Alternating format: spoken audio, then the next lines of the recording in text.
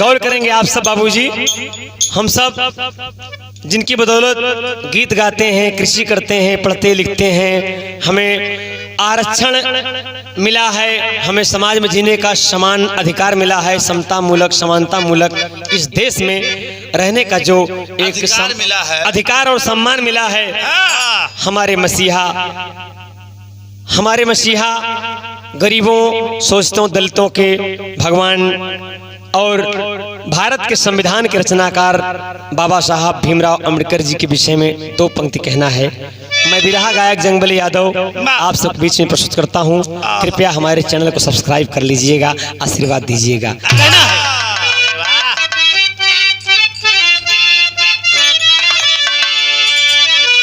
अरे दलित और पिछड़ने के बन के मसीहा,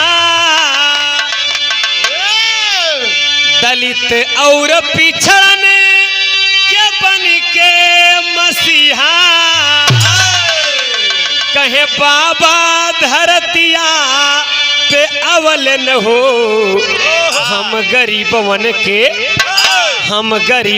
के सपना सजावल न हो, हम गरीबवन के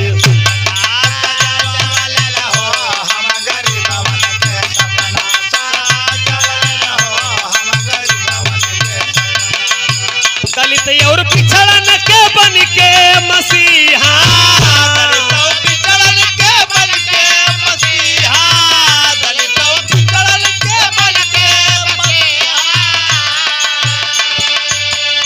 अरे बाबा धरतिया पे अवल न हो, हम गरीबवन के सपना सजावल न हो, हम गरीबवन के सपना।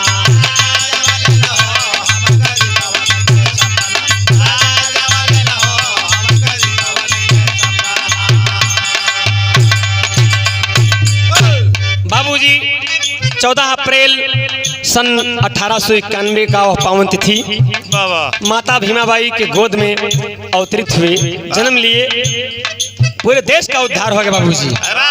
इसलिए कहना पड़ा मुझे,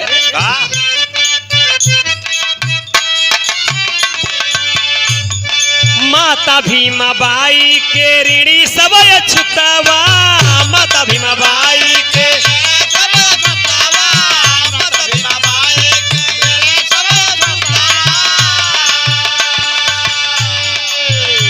माता भीमाबाई के अरे ऋणी सब अछूतवा, बाबा साहब जैसा जाइन अमर सपूतवा, बाबा साहब सपूतवा,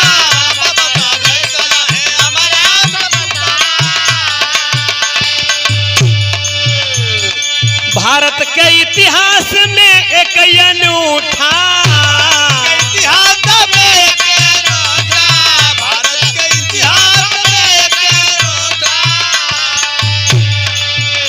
भारत के इतिहास में एक अनूठा,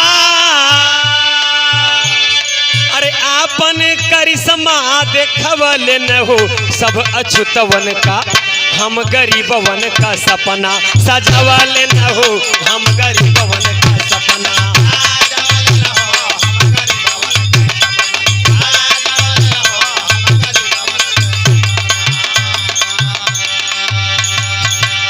कहना है अगले अंतरिम बाबूजी, बाबा साहब भीमराव अंबेडकर जी माँ की गोद में पैदा हुए, लेकिन शिक्षा दीक्षा के लिए बहुत कष्ट है बाबूजी।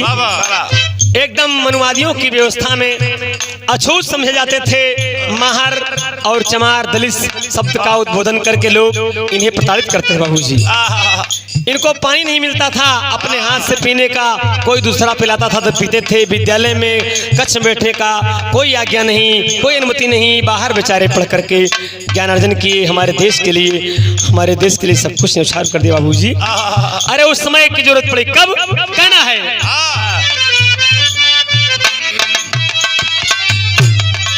ब्रिटिश के गुलाम रहा हमारा वतनवा, ब्रिटिश के गुलाम रहा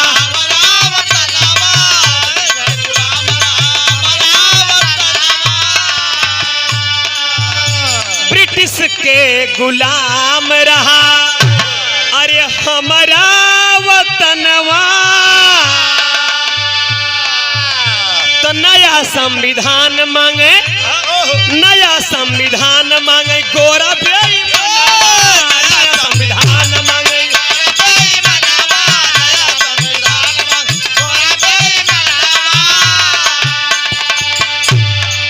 भारत देश को आजादी मिली बाबूजी, देश हमारा आजाद हुआ।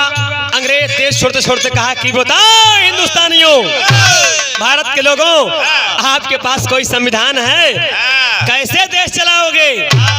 तो वहां हमारे अछूत, दलित, पिछड़ा, हम गरीब शोषित समाज के हमारे सूरज, हमारे चांद बाबूजी उछल कर बोल पड़े, कहा मैं संविधान की रचना करूंगा।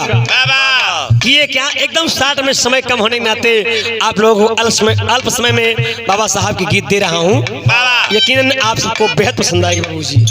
और भाग 2 में अगला कार्यक्रम बिरहा के रूप में हम इस गीत को सुना देंगे आप सबको, इसलिए कहना पड़ा।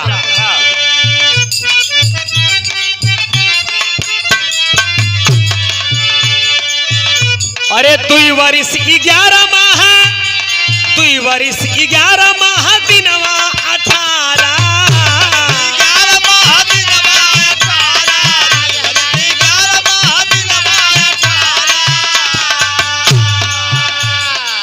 2 वर्ष 11 माह, अरे दिनवा 18,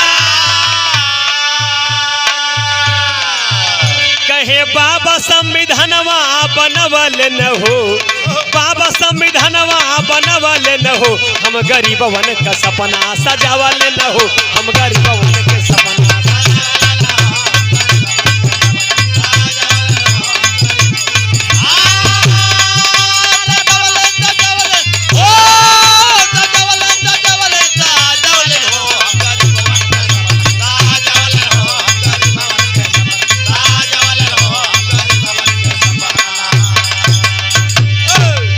हमें संविधान दिया और संविधान में दिया क्या हमें कहना है।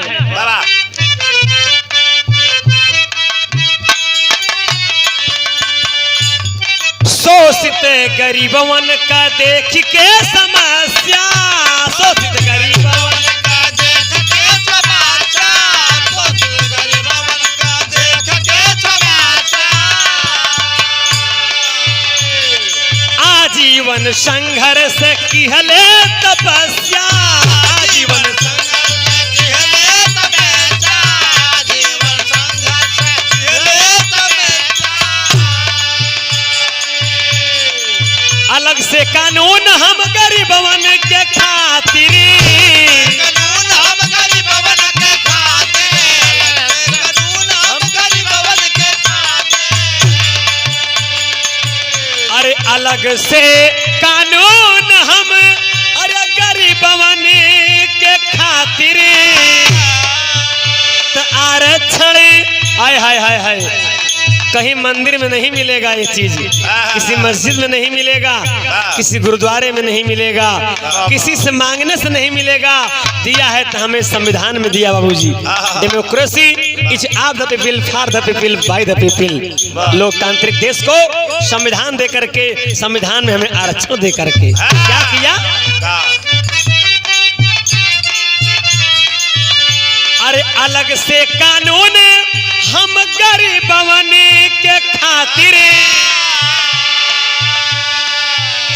आरक्षण व्यवस्था लियवल न हो, आरक्षण व्यवस्था लियवल न हो, हम गरीबवन का सपना सजावल न हो, हम गरीबवन का सपना।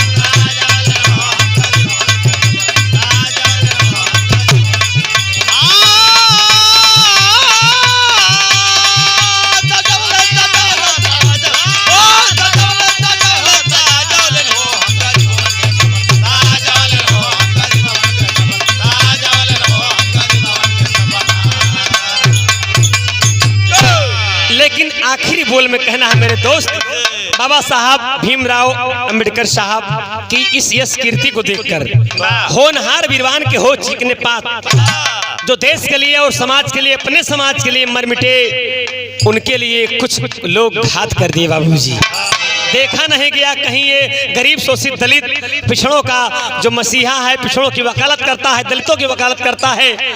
अगर इस मसीहा की बात लोग जानने लगे, मानने लगे तो हम लोगों का क्या होगा। इसलिए मनवादियों ने एक व्यवस्था की अपने लिए, लेकिन घातक हुआ हमारे बाबूजी के लिए। बाबा जी के साथ घात हुआ, इसलिए कहना पड़ा।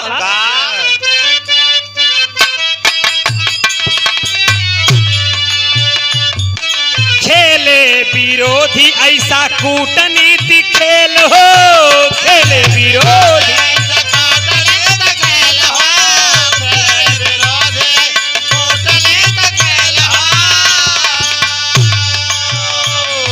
धोखा हुआ बाबा से, धोखा हुआ बाबा से सके नहीं झेल हो।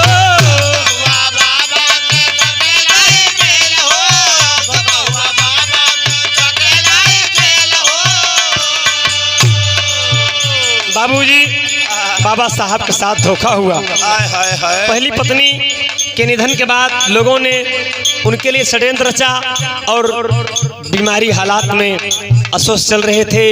इस वक्त सेवा के लिए दूसरी पत्नी सविताबाई अंबेडकर से विवाह करा करके नीति किया। बाबूजी मैं कहना नहीं चाहूँगा, सब लोग जानते हैं कह करके मैं इतना बड़ा रिस्क जरूर ले रहा हूँ, लेकिन कहीं न कहीं से डर रहता है कि कहीं न कहीं कलाकार भी इनके चपेट में ना आ जाएं। इसलिए हाथ जोड़ता हूँ बाबूजी, आप लोग समझ रहे हैं उनके साथ धोखा हुआ, धोखे में उनकी मृत्यु दे दी गई।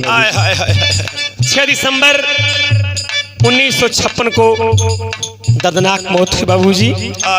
उनके साथ छल से उनकी मृत्यु दे दी गई। इसलिए कह रहा हूँ वो 6 दिसंबर का दिन याद रहेगा।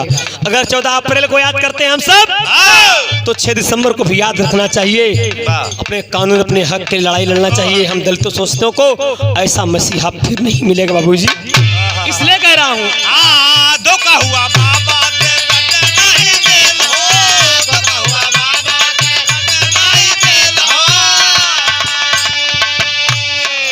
दोपहर में अस्त हुआ, दोपहरी में अस्त हुआ,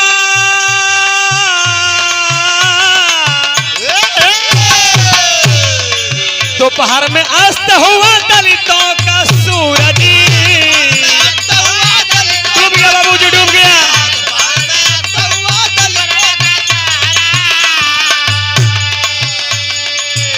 दोपहर में अस्त हुआ अरे दलितों का सूरज,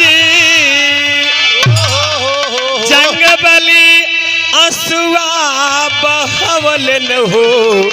हम गरीबवन का, अरे हम अभगवन का सपना सजावल न हो।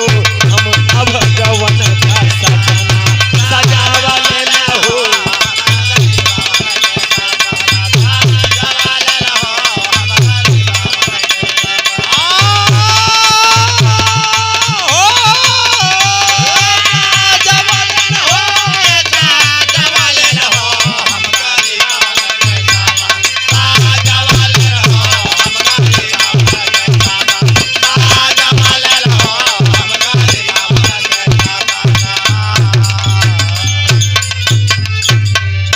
जय हिंद, जय भारत।